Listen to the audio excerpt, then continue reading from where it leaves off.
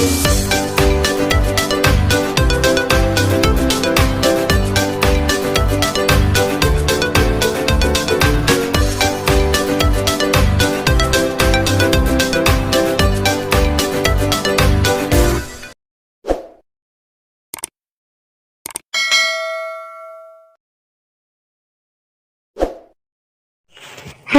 assalamualaikum adik-adik kelas 4.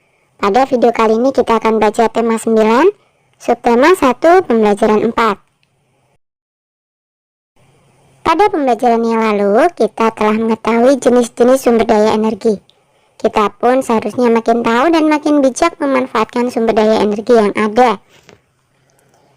Benar sekali Beni, kita sebagai warga negara Indonesia memiliki hak dan kewajiban termasuk dalam hal pemanfaatan sumber daya energi. Hendaknya antara hak dan kewajiban dapat dilakukan secara seimbang, kata Siti. Mari membaca bacaan berikut.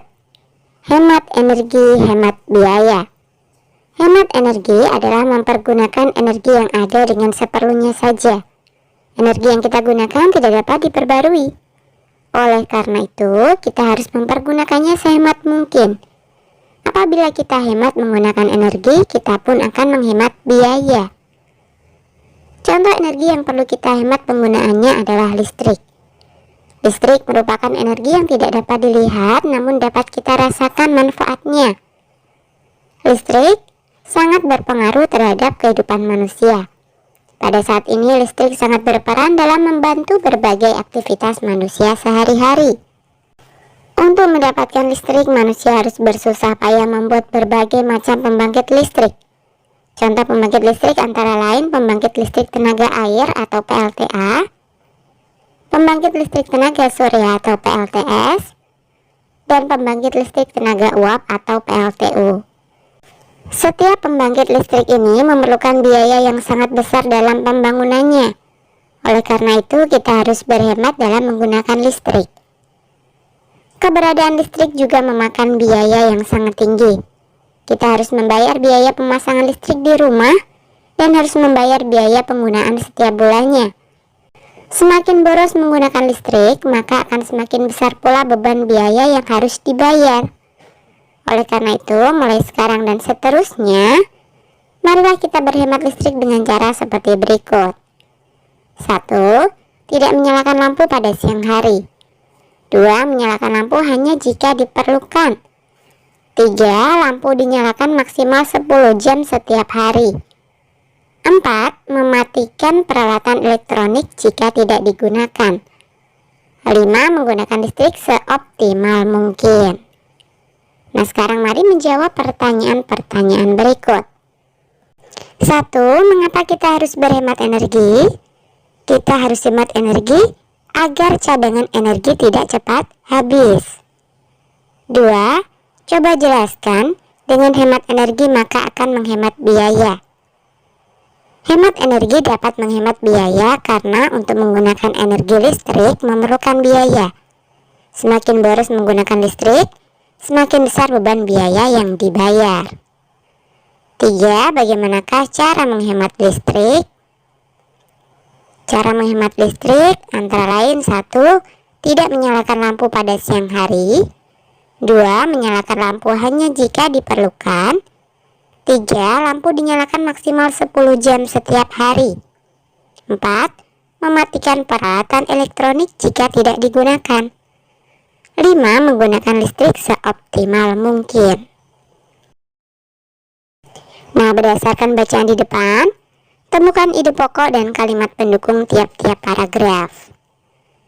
Bacakan hasilnya di depan guru dan teman-temanmu.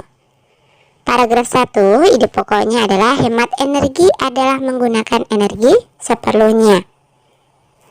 Kalimat pendukungnya 1. Energi yang kita gunakan tidak dapat diperbarui. 2. Kita harus mempergunakannya sehemat mungkin. 3. Hemat menggunakan energi berarti menghemat biaya.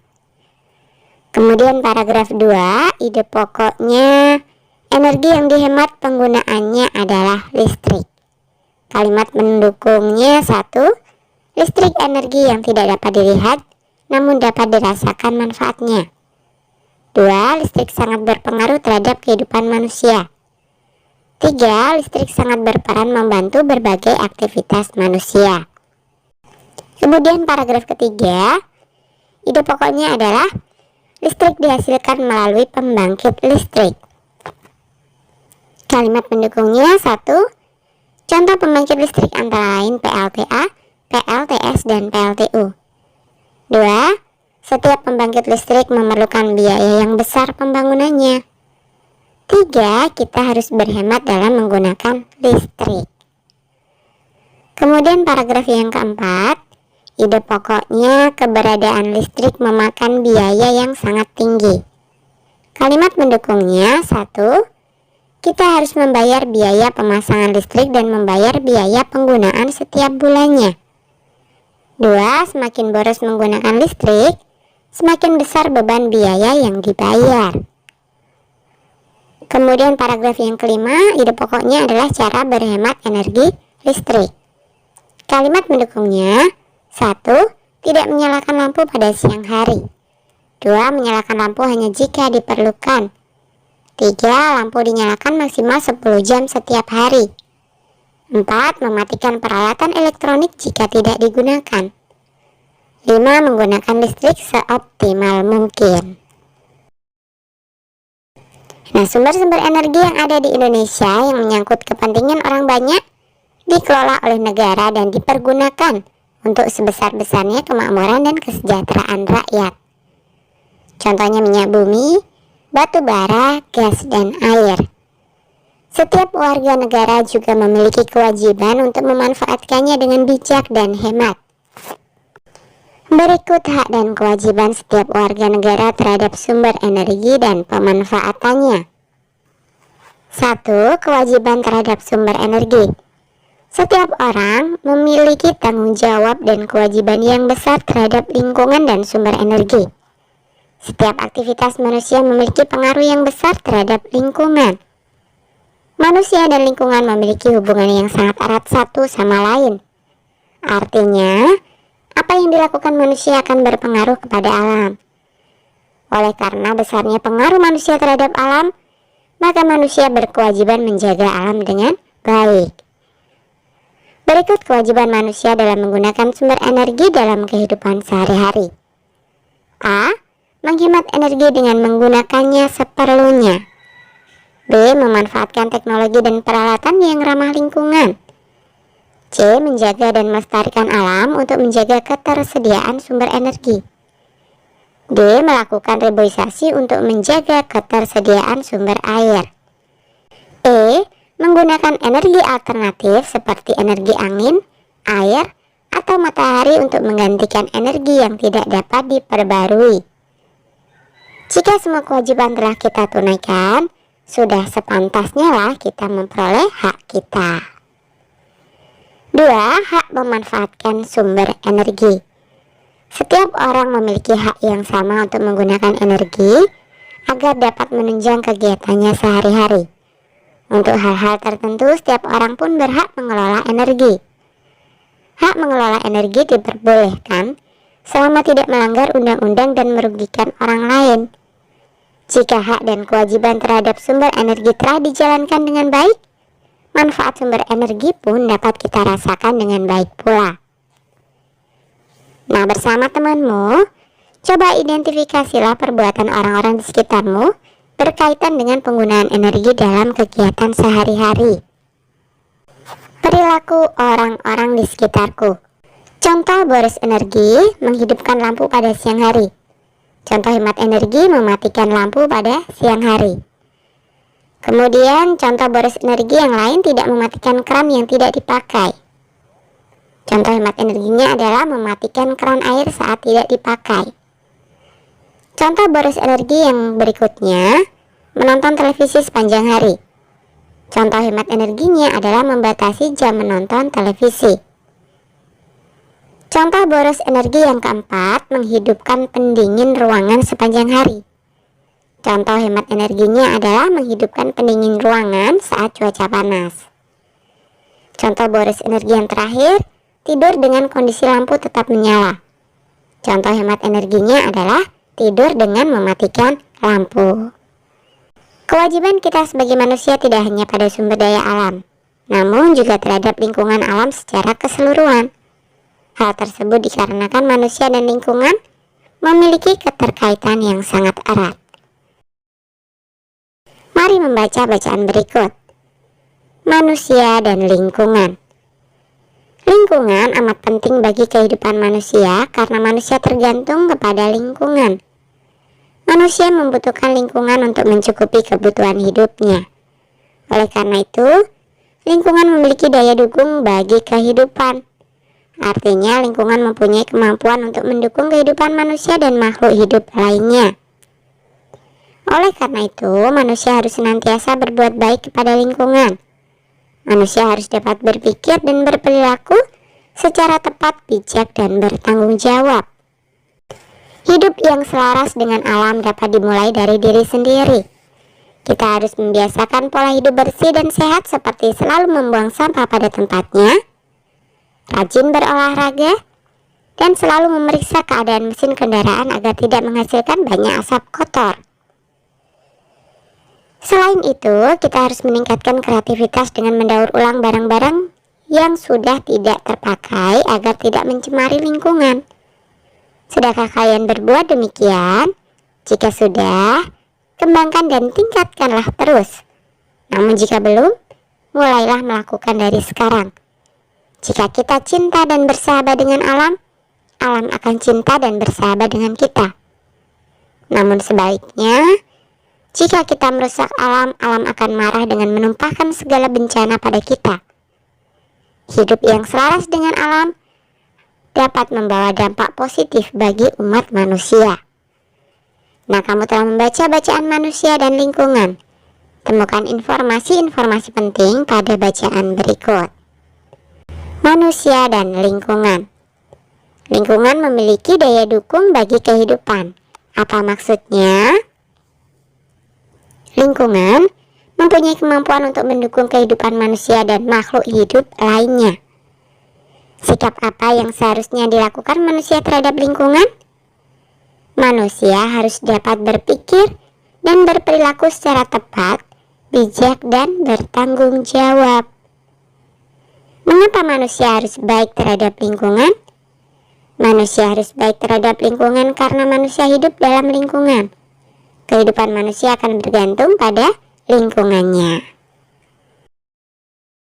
Salah satu kewajiban manusia adalah menjaga lingkungan alam. Apa yang terjadi jika manusia tidak melaksanakan kewajiban tersebut? Carilah jawaban pertanyaan tersebut dengan bertanya kepada narasumber di sekitarmu.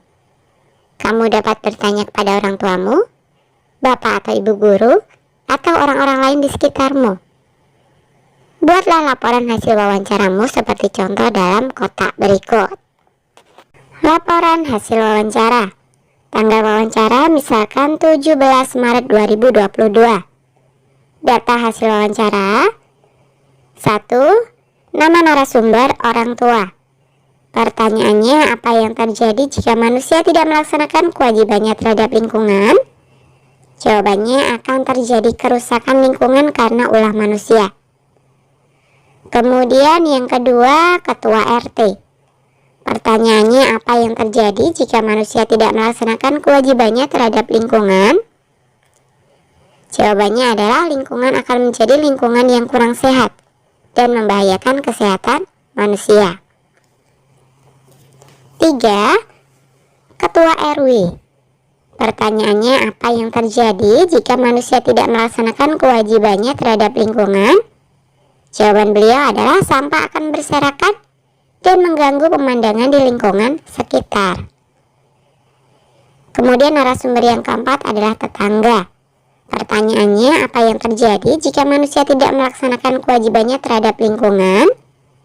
Jawabannya adalah akan terjadi banjir yang dapat menimbulkan berbagai macam penyakit. Narasumber yang kelima adalah teman sekelas. Pertanyaannya, apa yang terjadi jika manusia tidak melaksanakan kewajibannya terhadap lingkungan? Jawabannya adalah terjadi bencana alam tanah longsor yang akan sangat merugikan manusia itu sendiri. Kemudian narasumber yang keenam adalah anak tetangga. Pertanyaannya, apa yang terjadi jika manusia tidak melaksanakan kewajibannya terhadap lingkungan? Jawabannya adalah terjadi kepunahan hewan dan tumbuhan karena tidak mendapatkan lingkungan yang baik. Kemudian yang ketujuh, Bapak Guru. Pertanyaannya, apa yang terjadi jika manusia tidak melaksanakan kewajibannya terhadap lingkungan? Jawaban beliau, muncul berbagai macam penyakit yang dapat mengancam keselamatan jiwa manusia. Narasumber yang ke-8 adalah Ibu Guru. Pertanyaannya, apa yang terjadi jika manusia tidak melaksanakan kewajibannya terhadap lingkungan? Jawaban Ibu Guru, udara akan tercemar dan lingkungan sekitar menjadi kurang sehat dan masalah lainnya. Kemudian narasumber yang ke-9 adalah Paman. Pertanyaannya, apa yang terjadi jika manusia tidak melaksanakan kewajibannya terhadap lingkungan? Paman menjawab, manusia tidak bisa hidup sejahtera karena kekurangan bahan makanan, pakaian, dan tempat tinggal. Narasumber yang terakhir adalah Bibi. Pertanyaannya, apa yang terjadi jika manusia tidak melaksanakan kewajibannya terhadap lingkungan? Jawaban Bibi adalah, alam akan menghukum manusia dengan bencana yang dapat mengancam jiwa manusia. Lingkungan memiliki peran yang sangat penting bagi kehidupan manusia. Sebagai warga negara yang baik, masyarakat harus memiliki kepedulian yang tinggi terhadap kelestarian lingkungan hidup di sekitarnya, sesuai dengan kemampuan masing-masing. Hal ini merupakan salah satu perwujudan pelaksanaan kewajiban kita sebagai warga negara. Pada pembelajaran yang lalu, kamu telah mengetahui hak dan kewajiban warga negara terhadap lingkungan alam. Agar semakin memahaminya, perankan drama berikut berkaitan dengan hak dan kewajiban manusia terhadap lingkungan alam. Buatlah kelompok terdiri atas 4 orang. Mainkan drama berikut. Andi berkata, aku lihat lingkungan kita tidak terjaga dan kotor. Banyak sampah yang dibuang tidak pada tempatnya. Lili menjawab, kamu benar Andi, tetapi mau bagaimana lagi? Masyarakat nggak menyadari itu. Iya, aku juga heran. Kenapa warga di desa kita begitu ya? Padahal kebersihan kan pangkal kesehatan. Tanya Johan. Bagaimana kalau kita sosialisasikan kepada warga tentang pentingnya menjaga kebersihan lingkungan desa kita, supaya desa tercinta kita ini bersih dan sehat? Usul Alisa. Aku setuju sekali ide Alisa. Aku yakin kesadaran warga akan tumbuh untuk mau menjaga kebersihan lingkungan desa kita. Ujar Andi. Apa kamu yakin kesadaran warga akan tumbuh? Kalau kamu memang yakin, ya sebaiknya kita coba saja, kata Lili. Johan menjawab, yakin tidak yakin kita pantas mencobanya. Itu kan salah satu cara mewujudkan kesadaran masyarakat. Betul nggak? Iya, kamu benar. Ya sudah, kalau begitu besok aku akan memberikan undangan kepada warga untuk berkumpul di balai desa minggu depan. Kita akan mensosialisasikan pentingnya menjaga lingkungan bagi masyarakat. Jawab Alisa menutup percakapan. Oke, sampai di sini dulu video kali ini ya. Sampai jumpa di video berikutnya.